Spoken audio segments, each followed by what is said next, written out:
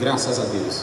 Meus amados irmãos, louvamos a Deus por mais uma lição da nossa Escola Bíblica Dominical. Nesta oportunidade, estamos com a nossa lição do número 12, penúltima lição deste terceiro trimestre que estamos repetindo nesta lição número 12, onde estudamos a igreja eleita, redimida pelo sangue de Cristo e selada com o Espírito Santo da promessa. A lição do número 12 tem como título a conduta do crente em relação à família. Então, hoje nós estaremos refletindo. Nós já sabemos, temos recebido essas instruções ao longo da nossa vida, ao longo da nossa caminhada cristã, porém, faz-se necessário nós estarmos refletindo e trazendo algum adendo a este que é um importante e indispensável conteúdo, principalmente nos dias que nós estamos atravessando. O título da nossa lição, bastante sugestivo, a conduta do crente em relação à família. Então, o pastor Douglas Batista, o nosso comentador, ele trouxe esse posicionamento à luz da Bíblia, da conduta ideal requerida nas Escrituras Sagradas para o homem, para a mulher e para os filhos, para o marido, para a esposa e para os filhos, à luz das Escrituras Sagradas. Muito bem, o nosso texto áureo, o texto de ouro, o texto principal da nossa lição nos diz assim: por isso deixará o homem seu pai e sua mãe, e se unirá à sua mulher, e serão dois numa carne. Efésios capítulo 5 e o versículo 31. E a verdade prática, de forma bastante incisiva e categórica, resumindo nossa lição, nos diz que Deus estabeleceu o casamento monogâmico, heterossexual e indissolúvel, isto é, a instituição da família para a glória do seu nome. Faz-se pertinente nós observarmos, meus irmãos, minhas irmãs, a todos que estamos estudando esta lição, graças a Deus, de forma repetida, irmão Marcos, porque graças a Deus, em tudo dai graça. E o conteúdo é tão importante que Deus sabe porque que permitiu nós repetirmos esta revista e agora esta lição. Deus estabeleceu o casamento monogâmico, heterossexual e indissolúvel, isto é, a instituição da família para a glória do seu nome.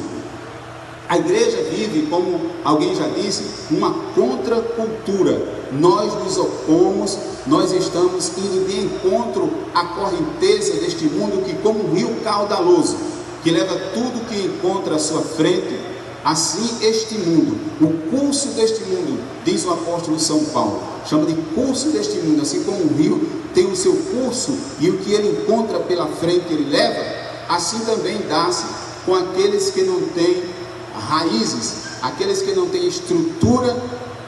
O curso deste mundo, as águas deste mundo, termina levando e fazendo com que ele se enquadre, fazendo com que ela se adeque, com que tome a forma deste mundo. Mas, repito, a conduta ideal requerida nas Escrituras para o casamento, para o marido, para a mulher e para os filhos é a conduta de acordo com a palavra de Deus.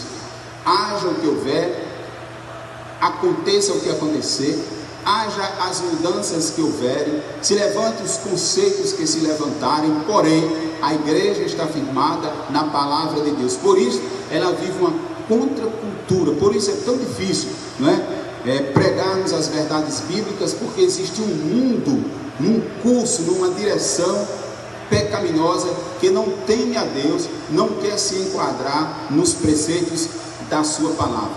Então, meus amados irmãos, já a partir da interação com o professor, o pastor Douglas ele assevera que a família é a principal instituição planejada por Deus. Principal porque todas as outras instituições também foram criadas por Deus. E a família, disse o nosso comentador, ele assevera que a família é a principal instituição criada por Deus. Dela deriva Dela advém, dela procedem todas as outras demais instituições.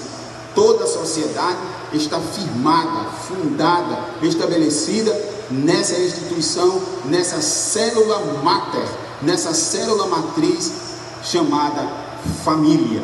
E a família, de acordo com o preceito bíblico, é o homem, a mulher e a sua prole, ou seus filhos.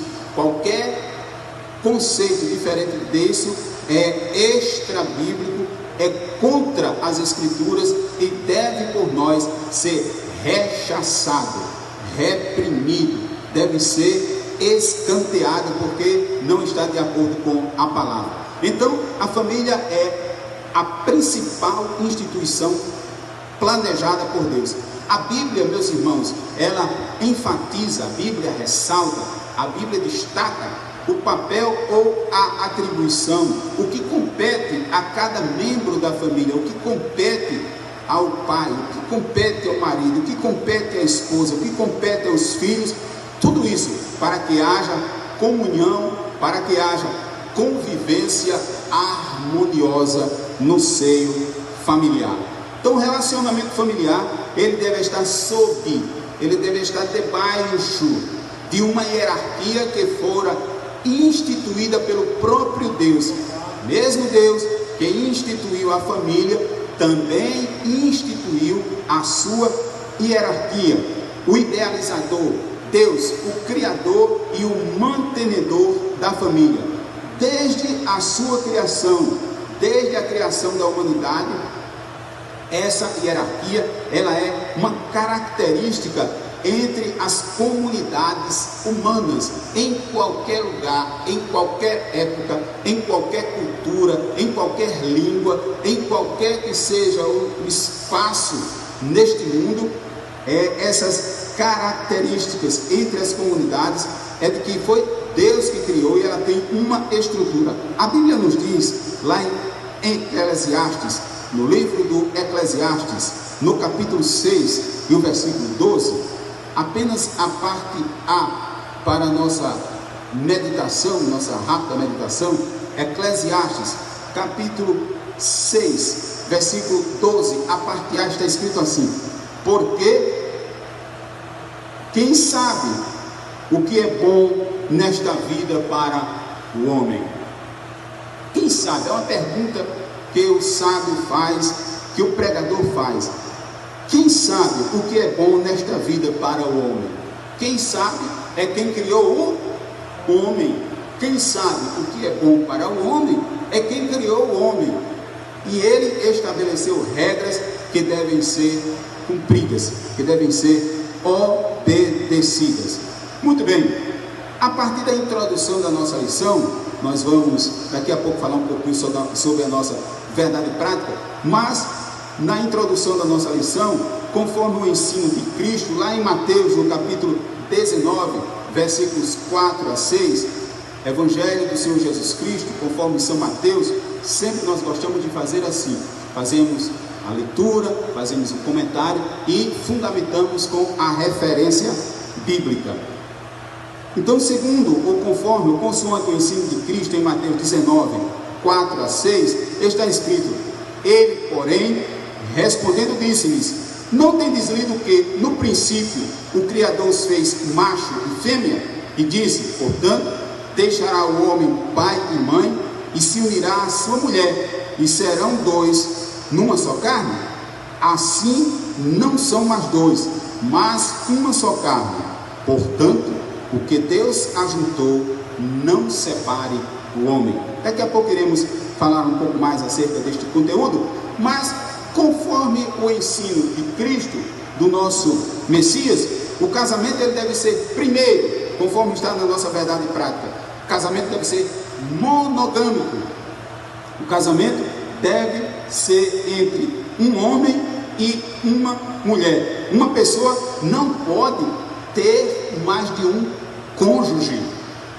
E é bom que nós que somos professores, que somos crentes, que somos, segundo a Bíblia assevera, a luz do mundo, nós é que temos a responsabilidade, ou melhor, a grande responsabilidade de fazermos ecoar esta verdade na sociedade, neste mundo que não quer obedecer a palavra. Somos nós que temos a grande responsabilidade de fazermos ecoar estas verdades, mesmo que estejamos indo de encontro ao curso desse mundo, e eu disse no início, vivendo uma contracultura. Então, conforme o ensino de Cristo, repetindo, o casamento ele deve ser, primeiro, monogâmico.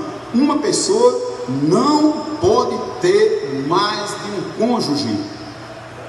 Essa é uma infração, violação. Essa infração a esse princípio fere o princípio, a lei do idealizador, do criador e mantenedor da família, não é?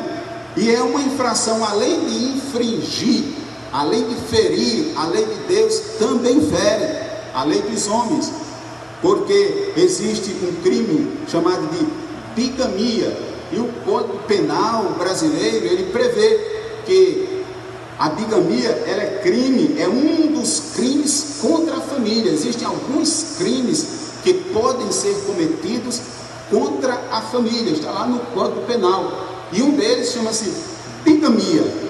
Porém, contudo, no afã de desobedecer ao Eterno, ao Criador, ao idealizador, ao mantenedor dessa instituição primária, básica, célula da sociedade, no afã de desobedecê-lo, muitas pessoas ditas, consideradas, entre aspas, pessoas formadoras de opinião, eles estão infiltrados nos meios de comunicação.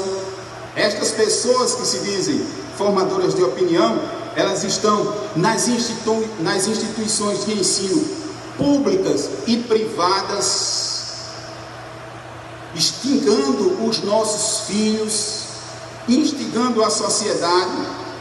Essas pessoas estão infiltradas nos órgãos da justiça, ocupando cargos que tomam decisões que impactam diretamente a minha e a sua família, porque começam a relativizar esses princípios da palavra de Deus. Então estas pessoas estão infiltradas ali, por isso que é que a igreja vive uma contracultura, por isso que é difícil se ensinar essas verdades, e se for um pouquinho além, alguma coisa dita, alguma coisa falada, pode ser até considerada crime, alguém pode até entender como crime, né? Mas a igreja sempre sofreu perseguição, e não vai ser agora, nos dias que nós estamos vivendo, nessa atual dispensação, que a igreja vai deixar de ser perseguida. Não, em todas as dispensações, em todas as épocas, a igreja sofreu, e não vai ser agora. Agora, o adversário ele tem várias formas de perseguir. Uma delas é a chamada perseguição indireta. Mas, como eu dizia, essas pessoas que estão infiltradas, dizendo-se formadores de opinião, e tomam decisões e ensinam e argumentam para contrariar a palavra de Deus, defendendo uma manobra atual nos nossos dias chamada de poliamorismo. Já ouviram falar nisso? Poliamorismo. Existe esse tal de poliamorismo ou união poliafetiva. O que é isso, irmão Marcos? É uma escritura pública onde um trio é reconhecido como família. Então isso já é uma realidade no nosso país, esse tal de poliamorismo ou união poliafetiva, onde um trio pode ser considerado, né?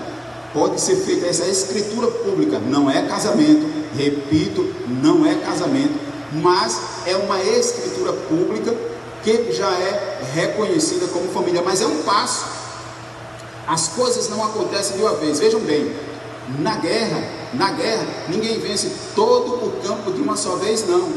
Vai se vencendo sistematicamente e paulatinamente. Conseguiu, avançou, não é? Conquista o terreno, reagrupa-se, ali se faz a conferência do efetivo, ali se faz a conferência da quantidade de munição, para poder avançar um pouco mais. E assim acontece essa estratégia também nessa guerra que nós vivemos, que é uma guerra ideológica.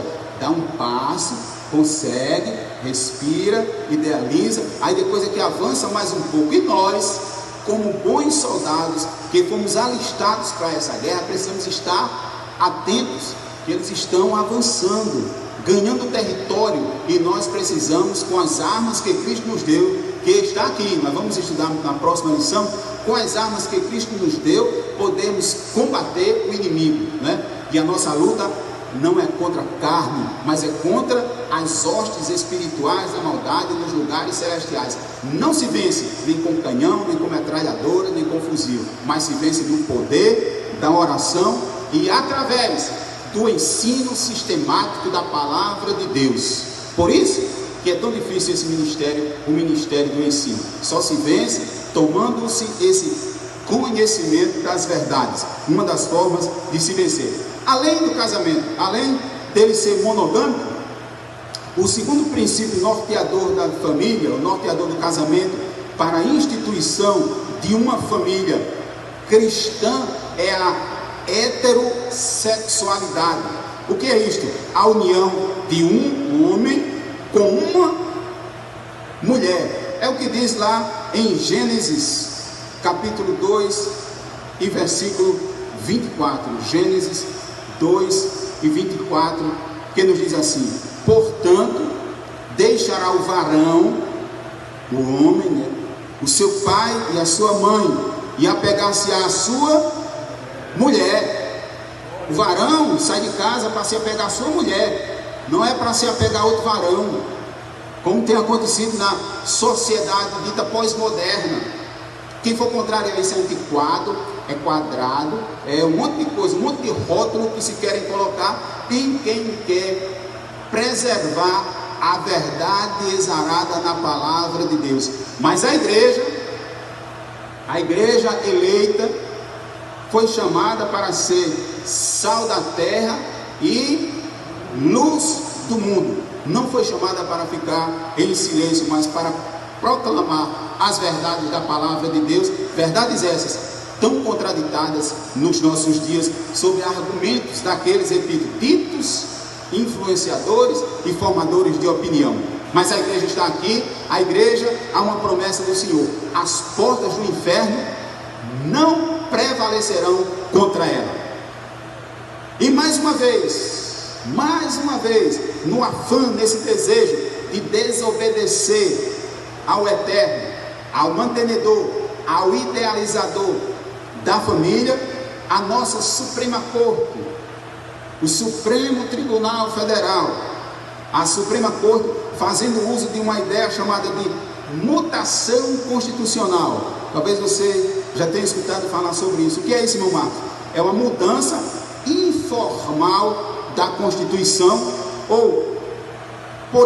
porque para se mudar, meus irmãos, vocês bem sabem, para mudar-se uma lei, deve-se obedecer a uma coisa chamada de formalidade legislativa. Não se pode mudar uma lei de qualquer maneira, precisa se obedecer a uma formalidade legislativa. Mas o judiciário avocou, ou seja, chamou para si essa prerrogativa, e através da mutação constitucional, eles estenderam, eles alongaram o conceito de família, que está no artigo 226 da Constituição Federal, às duplas formadas por pessoas hétero, ou por pessoas, melhor dizendo, homossexuais. Vejam só, por isso que eu disse lá no início, que estas pessoas, ditas formadoras de opinião, estão infiltradas em todas as organizações públicas e privadas. Então o que foi que eles fizeram? Estenderam o conceito, alongaram o conceito que está na Constituição Federal, que para ser mudada precisa de quê? De obedecer a formalidades legislativas. E o conceito de família está aqui. Vamos ler ele na Constituição Federal.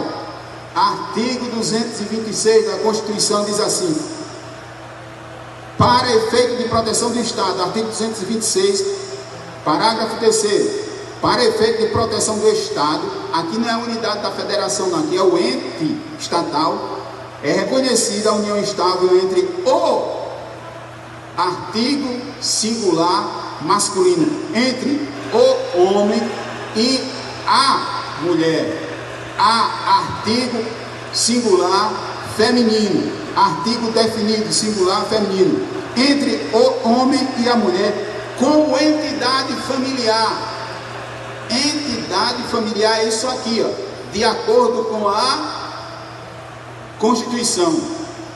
Essa aqui é a Constituição da República Federativa do Brasil, e nós temos também a nossa Constituição das Assembleias de Deus, a nossa declaração de fé. Já vamos falar acerca dela. E todas as leis devem embeber na Constituição, mas aquelas pessoas, como eu disse, que estão infiltradas, o que foi que elas fizeram? Criaram esse termo. Inexiste, chama-se, né? Criaram esse termo, chama de mutação constitucional ou mudança informal da Constituição, e através de uma ação de descumprimento, de uma ação 4277, que é uma ADI, eles estenderam esse conceito que nós lemos e levaram, que é entre o homem e a mulher, e levaram para as duplas formadas por dois homens ou duas mulheres. Então vemos aí que nós andamos na contramão da história, para manter, na contramão da cultura, para manter os princípios daquele que criou, daquele que idealizou a família. Nós precisamos pregar essas verdades, e muitas vezes, muitas pessoas não têm a coragem, porque, olha, mas isso aí pode contrariar, alguém pode se chatear, mas nós fomos chamados para isso. Se a palavra de Deus são princípios exarados, a pergunta foi feita ainda há pouco, não é? Lá em Eclesiastes 6:12, a parte A: quem sabe o que é bom para a vida do homem? Quem sabe?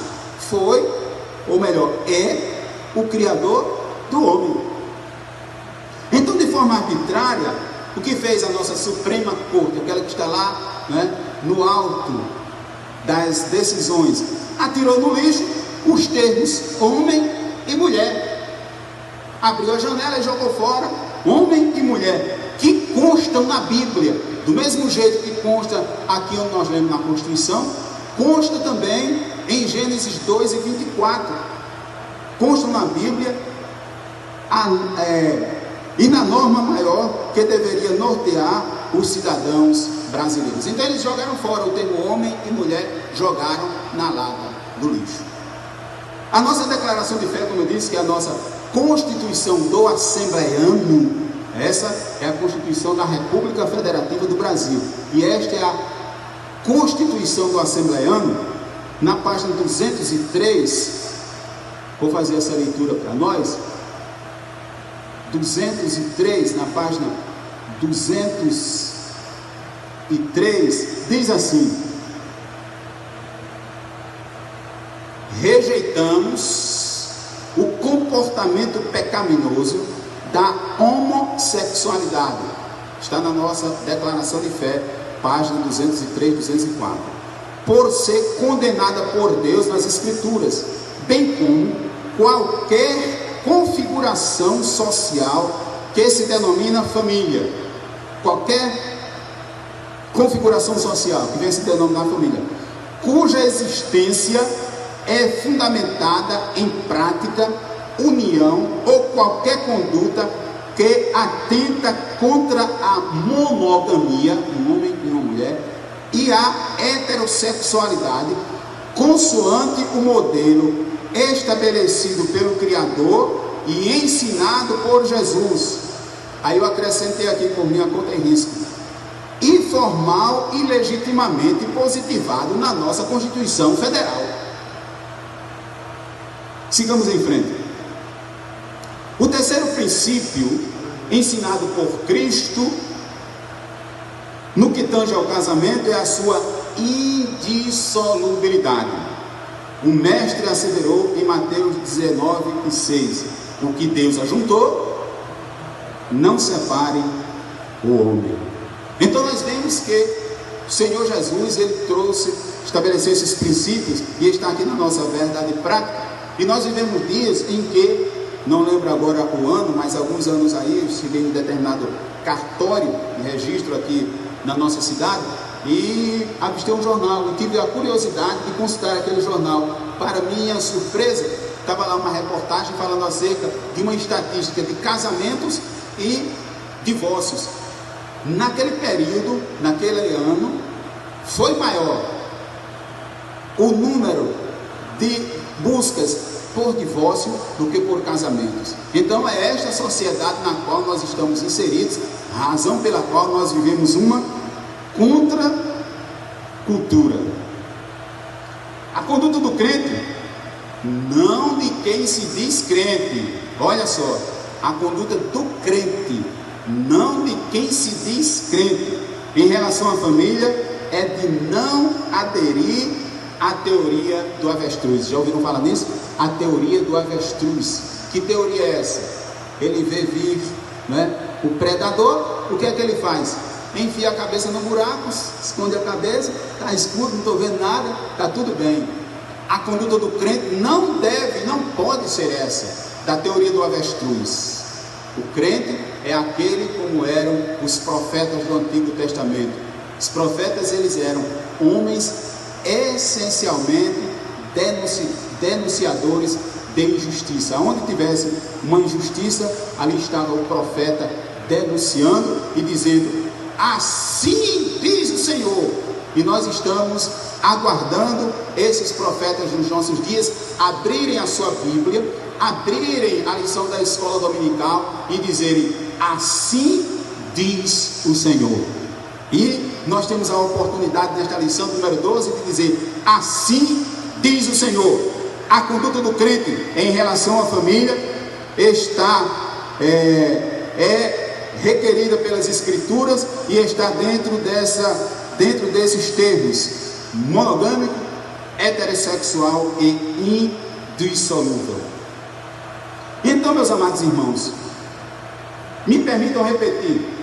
Na interação com o professor, o pastor Douglas, ele falou a família como principal instituição planejada por Deus. E afirmo aqui que nós temos o compromisso, a difícil tarefa de sustentar estas verdades. Vamos para o nosso tópico do número 1, que fala da conduta do crente como marido. Como marido, é uma lição, como eu disse ainda há pouco, para a nossa reflexão. Todos nós sabemos, mas é de bom ouvido refletirmos acerca de cada posicionamento, de cada conduta dessas. Então Paulo, aqui no capítulo 5, ele enaltece o casamento, né? E ele o eleva ao mais alto patamar quando compara o casamento, quando compara o marido a Cristo e compara a esposa à igreja. Nesse tópico é isso que nós vamos estudar, fazendo essa analogia, fazendo essa semelhança entre marido e Cristo, a esposa e a igreja. Papel do marido como líder na família, porque o marido, ele tem dois papéis importantes, ou mais importantes, além de outros, dois deveres que são capitais. Primeiro, liderar, e segundo, amar a sua esposa. A liderança foi dada por Deus ao marido. A liderança foi dada por Deus ao marido. E também foi dada a responsabilidade de amar a esposa. Nós vamos ver a consequência desse amor. Então, na Bíblia, a ordem de autoridade é observada do seguinte modo, Paulo expressou escrevendo aos crentes em Corinto: Deus é o cabeça de Cristo, Cristo é o cabeça do homem e o homem é o cabeça da mulher. Mas vamos lá. E a Bíblia é ela quem mostra. Nós estamos falando para pessoas que têm a Bíblia como regra de fé e prática. Ela mostra o modelo de relacionamento no casamento cristão. Casamento que tem por aí. Outro dia eu estava vendo determinada revista, né? Essas revistas de atualidades, e um determinado artista que já vai no 18º, salvo me engano, 18º casamento. Esse é o modelo lá do mundo. Mas nós lemos ainda há pouco que o casamento, dentro dos padrões bíblicos, ele é indissolúvel.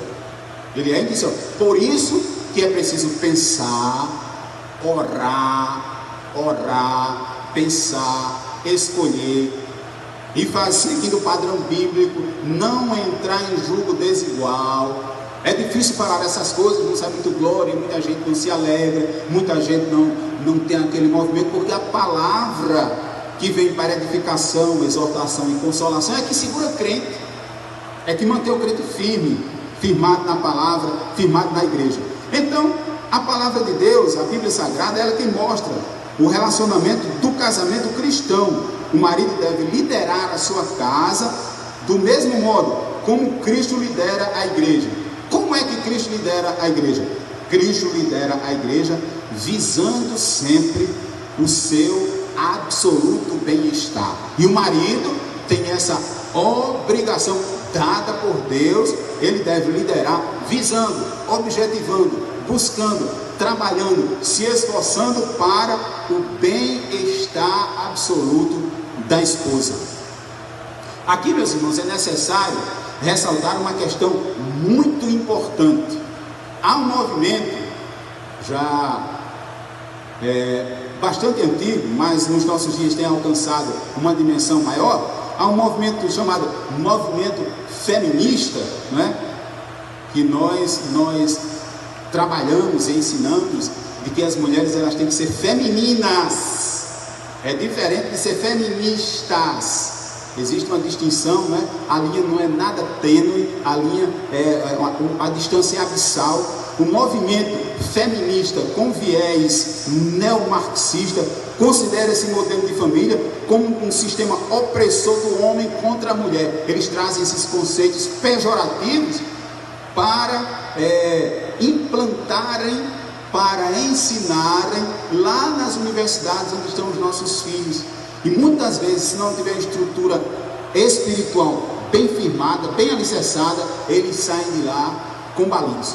Mas já a partir do ginásio, essas ideias já começam a ser implementadas desde a infância, através dos meios de comunicação. Por isso que a igreja tem uma grande responsabilidade com as nossas crianças desde a mais tenra idade. Então, usam esses termos aí de sistema opressor, trazendo um termo, por exemplo, eles usam o termo família patriarcal como sendo de um tom pejorativo, porque foi antigo naquele sistema de família patriarcal, onde quem liderava era o homem. Isso está ultrapassado, nós vivemos dias. Não. A nossa Bíblia diz assim, o Senhor falando isso, porque eu, o Senhor, não mudo. Deus não muda, os seus princípios permanecem o mesmo. E essa é a nossa sorte, porque Deus não muda. Então, eles consideram esse modelo de família que nós estamos falando como um sistema opressor do homem contra a mulher. Agora, ao contrário desse discurso falacioso, ao contrário desse discurso mentiroso, as Escrituras, o modelo cristão, está fundado no amor e no respeito mútuo, do homem para com a mulher e da mulher para com o homem. Eles dizem e chamam de opressor, mas é um discurso mentiroso, falacioso. Então o amor como esse elemento primordial, principal. Marido, além de liderar, como nós dissemos ainda há pouco que são duas as funções do marido, liderar e amar, além de liderar, deve amar a sua esposa. De que maneira? Assim como Cristo amou a igreja. Não é fácil, mas é requisito, mas é exigência. Esse é o padrão. Além de liderar, deve amar. E alguém pode perguntar: e o que é amar? Ou o que é amor? A Bíblia responde. João 3,16, como é que diz? Porque Deus amou o mundo de tal maneira que deu. O que é amor? Amor é doação. O que é amor? Amor é doação. Então, assim como Cristo amou a igreja, diz o versículo número 25: vós maridos, amai vossa mulher, como também Cristo amou a igreja e a si mesmo se entregou, se deu por ela. Então esse é o padrão exigido. Isso implica em sacrifício, irmão. Ora, o marido é obrigação, é responsabilidade que Deus deu ao homem, ele se sacrificar pela esposa, como Cristo, ele se sacrificou. Cristo amou a igreja, nós lemos, e a si mesmo se entregou por ela. Vamos lá. Assim a igreja, ela foi atraída por esse amor, vamos falar disso já já. A igreja, ela foi atraída a Cristo por meio do amor, e não por ameaça, não por imposição, não por autoridade, como existem algumas religiões por aí, que estão alcançando grande dimensão no nosso país, que fazem com que os seus adeptos, eles venham, por quê? Pela imposição, pelo medo, pela autoridade. Mas a igreja, a noiva de Cristo, ela é atraída pelo seu amor. Ela é atraída pelo seu amor, não por ameaças. Então, meus amados irmãos, cuidado do marido com a esposa. As escrituras enfatizam que a esposa é parte do marido, porque o que diz a palavra de Deus? Que quem ama a sua mulher ama a si mesmo. Por quê? Por que ama a si mesmo? Porque a mulher é parte dele. Nós lemos ainda há pouco: os dois serão uma só carne.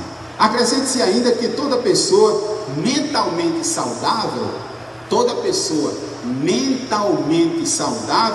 cuida do próprio corpo. Isso significa o quê? Que o marido deve dar atenção à sua mulher do mesmo modo que atenta para consigo mesmo. Deixa eu repetir isso aqui: toda pessoa mentalmente saudável cuida de si mesmo. Ora, se toda pessoa mentalmente saudável cuida de si mesmo, todo homem espiritualmente saudável vai cuidar da sua esposa. Se não estiver cuidando bem, olha que palavra difícil de professores, de ensinadores dizerem: se não estiver cuidando bem da esposa, é porque não está espiritualmente saudável. É difícil, irmão. É difícil. Os pregadores, os ensinadores, muita gente não traz palavra disso aqui, porque isso aqui é o que edifica. Isso aqui é a vontade de Deus. Toda pessoa mentalmente saudável cuida do próprio corpo. Todo homem espiritualmente saudável cuida da sua esposa. Isso fala de dar atenção à sua mulher, de modo que atenta para consigo mesmo. Então isso implica em quê? Implica em proteger. Isso implica em prover uma vida digna, porque o marido tem essas duas funções: provedor e protetor. Protetor e provedor.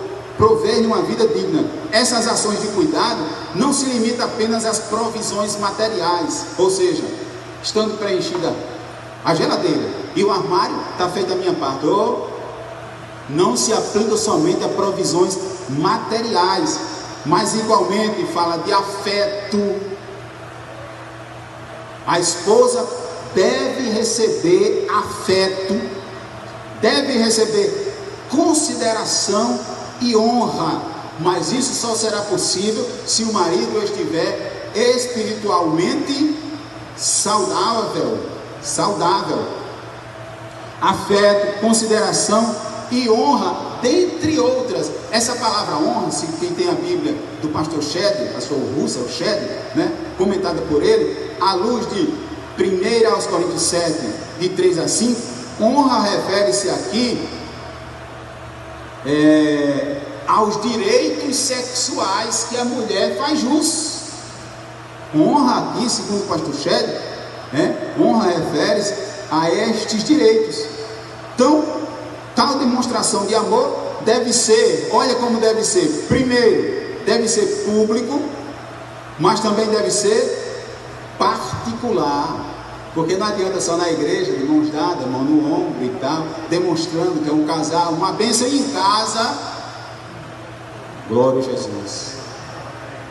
Aleluia. Não é? Em casa só a graça. Mas a orientação bíblica e o padrão para nós, professores, ensinarmos é que deve ser este padrão uma demonstração de amor público e também particular. E deve ser de modo permanente. Do jeito que era o amor quando conheceu, ele deve prosseguir com esta honra, com esta consideração e com essa manifestação de afeto. Isso só será possível, não vou me cansar de repetir, se o crente estiver espiritualmente saudável. Mas vamos seguindo, faltam poucos minutos para concluirmos, né? Para a conduta do crente como esposa. Já falamos do esposo e hoje a lição tem para todo mundo como esposa. E ele traz aqui o conceito de submissão. Alguém, por não estar na escola dominical, não estar no corpo de professores, não entende bem esta expressão, esse conceito de submissão. Antes de fazermos a leitura, queremos deixar bem claro que uma coisa é submissão consciente, uma outra uma coisa é submissão consciente, outra coisa é estar ser submissão consciente, e agora me falha a memória, meu Deus, irracional, mas agora me falha a memória. Submissão subserviente, muito obrigado. Subserviente, às vezes fala, né? Subserviência, uma coisa é submissão, uma outra coisa é subserviência. E alguém, por não conhecer essa linha tênue entre submissão e subserviência, aí pega a subserviência e quer aplicar como submissão. Calma, vamos devagar. Vamos ver o conceito de submissão e subserviência. Então, nessa perspectiva, alguns exemplos de submissão são apresentados: submissão da esposa ao marido, a submissão dos filhos aos pais, a submissão dos servos aos senhores. Aqui, esta palavra submissão não se trata de uma sujeição, de uma subserviência irracional ao domínio de alguém, mas fala de quê? De voluntária, que de forma voluntária e de grata aceitação do amor e do cuidado. Sabe por quê? Olha bem, porque a submissão da mulher, anotem isso aí por favor, a submissão da mulher é uma justa reação ao amor do marido. Não tem para onde. É aquela relação causa e efeito. A relação causa e efeito. O marido que ama, conforme os preceitos bíblicos, a sua esposa, ele terá uma esposa submissa. Subserviente não, eu vou sempre fazer essa distinção aqui entre submissão e subserviência.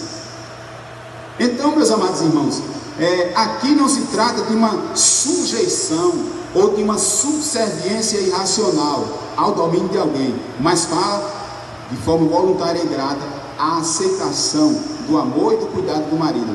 Por isso, nada há de depreciativo, como querem os defensores do feminismo. Não há nada de depreciativo nessa conduta em a mulher ser submissa ao seu marido, absolutamente, pois retrata o alto nível de relacionamento entre Cristo e a igreja. Olha o que é que retrata essa submissão. Ou vocês conhecem alguma igreja que se diga que é de Cristo e que não se submete a ele?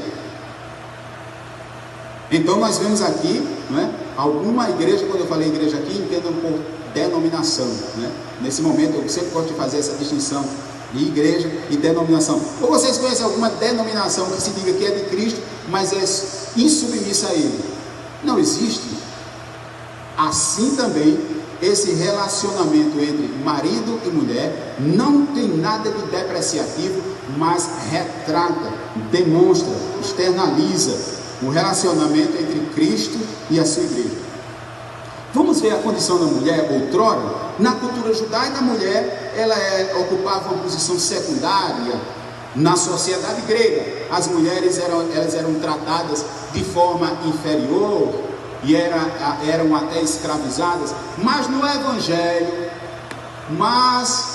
Evangelho de Cristo, as mulheres alçaram uma posição de dignidade igual aos homens. Gálatas 3:28, Gálatas 13:28, como eu disse, gosto sempre de trazer um fundamento bíblico, diz assim: nisto não há judeu, nem grego, não há servo, nem livre, não há macho nem fêmea, porque todos vós sois um em Cristo. Disse Paulo, não há macho nem, complementando quando ele escreveu a sua primeira carta aos Coríntios, no capítulo 11 e versículo 11, ele disse assim: nem o varão é sem a mulher, nem a mulher é sem o varão no Senhor. Então, colocou-os em pé de igualdade. Então não existe subserviência, o que existe é submissão, ou o que existe são papéis distintos dentro desse núcleo chamado família. Mas vamos seguir, vamos concluir. A reverência devida ao marido. O homem que assim se porta, o homem que assim se comporta, o homem que ama a sua mulher com amor altruísta.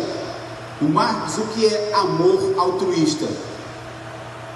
O altruísmo é um sentimento de quem coloca os interesses do outro acima dos seus. Isso é amor altruísta.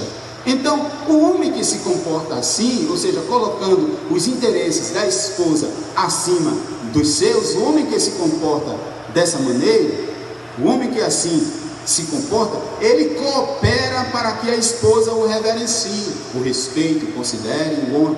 Ou seja, parte do que vem da esposa primeiro surge do marido, primeiro vem dele, porque o homem que se comporta assim, assim como amando de forma altruísta a mulher, colocando os interesses dela acima dos seus, não é? Ele coopera para que a esposa o reverencie. Essa reverência consiste em estima, em respeito para com o marido. Uma coisa horrível é uma mulher que não estima, que não respeita o marido, que eleva a voz, que não tem formas de tratamento, e que muitos não têm a iniciativa de dizer isso. E é a escola dominical, meus irmãos, e é o ministério do ensino. Somos nós que temos essa responsabilidade. Fomos chamados como atalaias para dizer isto no seio da igreja. Ah, irmão, mas o senhor não é pastor. E quem disse que precisa ser pastor? Porque lá entre os dons ministeriais, dons, o que são dons? Dádivas, presentes. E a Bíblia diz que os dons de Deus são sem arrependimento. Quando Deus chamou, Ele chamou uns para apóstolos, profetas, evangelistas, pastores e doutores ou mestres. Então essa responsabilidade não é só de pastor que tem título, não. É aquele que foi chamado para este ministério e recebeu esse dom ministerial de mestre, de ensinador. Se alguém não faz, depois o noivo resolve com ele. Então essa reverência consiste em estima e respeito para com o marido. Isso denota o quê? Que conduz a esposa a agir de modo a agradar ao seu marido. Isso impele a mulher a agradar ao seu marido. Essa postura é demonstrada quando ela apoia, quando ela o ajuda, Isso significa que a esposa participa das decisões. Ah, quem manda sou eu. Não está de acordo. A mulher participa das decisões em família, porém ela não procede, ela não é opositora e nem ela desautoriza o marido. Foi o que seu pai lhe disse, meu filho, pronto, está resolvido. Foi assim que ele decidiu. Pronto, não vou, eu não vou. Mas mãe, e se a senhora? Não, tenha paciência, tenha calma. Seu pai já disse, tenha calma e vamos ter muita calma. E a igreja precisa entender isso aqui. Se o marido estiver equivocado, o que é possível, é sim. É possível sim. A esposa depois, em particular, não é? Chega por trás, no ombro dele, não é? Aí faz aquele café bem quentinho, diz: meu velho, olha, vem cá, tu sabe como é os meninos. Aí vai por ali devagarinho. E ele, de forma moderada, né? É quem pode desautorizar. Ele mesmo que autorizou, ele quem pode desautorizar. Amém? Então o marido que ama com esse amor altruísta, ele coopera para que a esposa o reverencie. Veja lá o que é que diz em Tito capítulo 2, versículos 3 a 5. Por que é que eu vou agir assim? As mulheres podem perguntar: ora, mas o meu marido, olha, vamos ver porque é que as mulheres devem, não é que podem, mas é porque devem agir assim. Vamos ver porque é que as mulheres devem, não é que somente podem, mas devem agir assim. Tito 2, de 3 a 5 diz assim: as mulheres idosas, semelhantemente, que sejam sérias no seu viver, como convém às santas, não caluniadoras, não dadas a muito vinho, mestres do bem, para que ensine as mulheres novas a serem prudentes, amarem seus maridos, amarem seus filhos, a serem moderadas, castas, boas donas de casa, sujeitas a seu marido, a fim de que, com o objetivo de que, com a finalidade de que a palavra de Deus não seja blasfemada. Por que é que eu vou agir assim? Santa, você vai agir assim com o objetivo e finalidade da palavra de Deus não ser blasfemada. Mas se você quiser blasfemar, aí é entre você e aquele que mandou a palavra. Amém? Nós somos seres livres. Deus criou o homem livre, criou Adão livre, disse: olha, avisou, mandou a palavra, não coma. E Deus não ficou ali de guarda, e nem colocou nem um anjo, nem um querubim, nem um serafim, ninguém guarnecendo a árvore, não. Criou o homem livre, e os dons de Deus são sem. Deus não se arrependeu de ter criado o homem livre. Depois ele arcou com as consequências. Se a santa quiser não fazer e blasfemar a palavra, depois se resolve com o Deus da palavra. Provérbios 14:1 nos diz algo muito interessante e é muito conhecido nosso, que a mulher sábia, ela faz o quê? Mas a tola, com as suas mãos, destrói. O que é que nós podemos extrair daqui de Provérbios 14?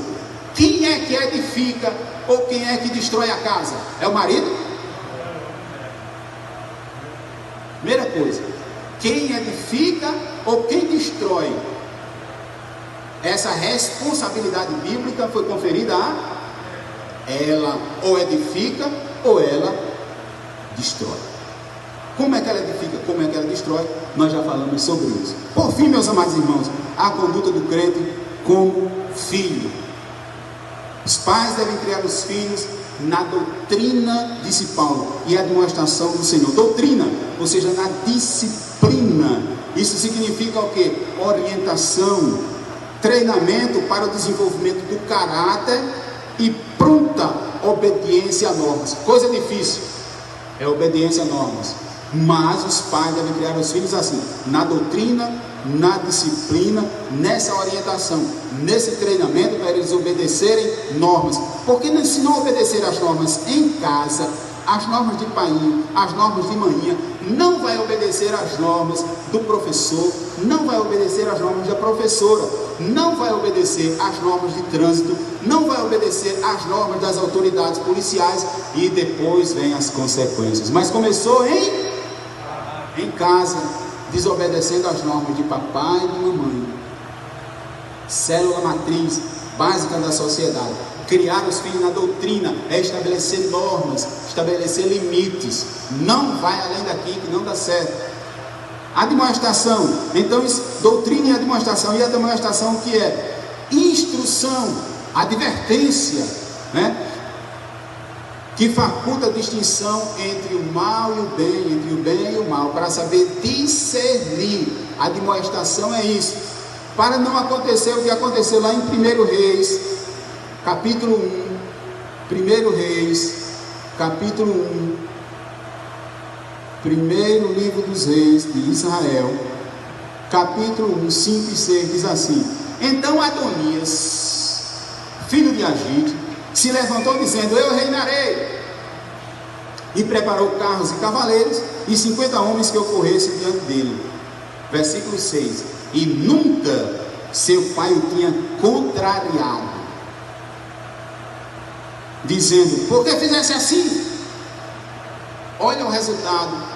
O pai que não vou contrariar o bichinho não.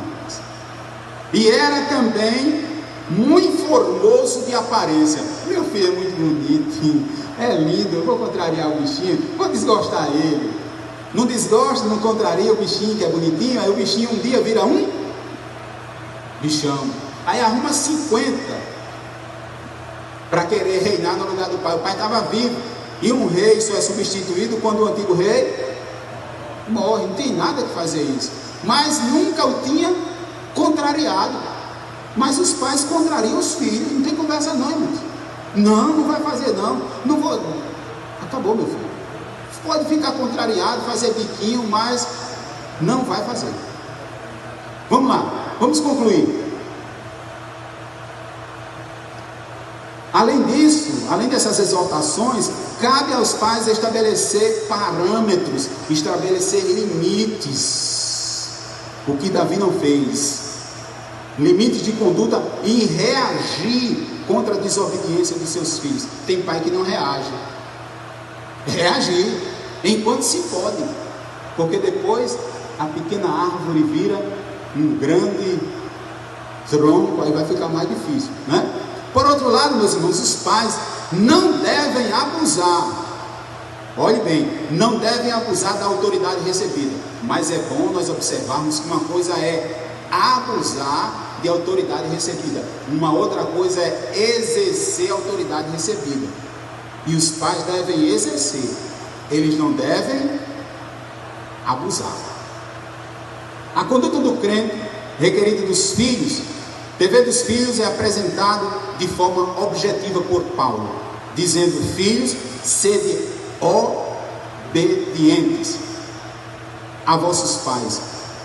Olha como a Bíblia é linda, irmãos. Olha como é linda. Ele poderia dizer: está acabado, de forma objetiva, mas ele explica, ele justifica, dizendo: a explicação a essa postura, ela é categórica, porque isso é justo. Ele explica. A Bíblia é um livro lindo, né? Ele justifica. Eu estou dizendo isso e acabou. Não. Paulo explica. É porque isso é justo. Não é só porque eu quero, é porque é justo. Deus deseja que os filhos confiem na sabedoria dos pais. Os filhos devem obedecer, os filhos devem honrar aos pais. Logo, obedecer significa cumprir o que é ordenado, e honrar é uma forma de amor, de respeito, e até mesmo no caso de sustentar se houver necessidade. Concluindo, no modelo divino, não no modelo lá do mundo, mas no modelo divino, os membros da família cumprem deveres específicos. O esposo tem o dever dele, a esposa tem o dele, e os filhos têm o dele. E um não pode exercer o dever ou o papel do outro. O marido tem o dever de liderar e tem o dever de amar a sua esposa. A esposa tem o dever de se submeter e de respeitar a liderança do marido, porque se der errado, você é o líder. Eu só segui, só fiz a minha parte. Por isso que o homem tem que pensar, por isso que é cabeça.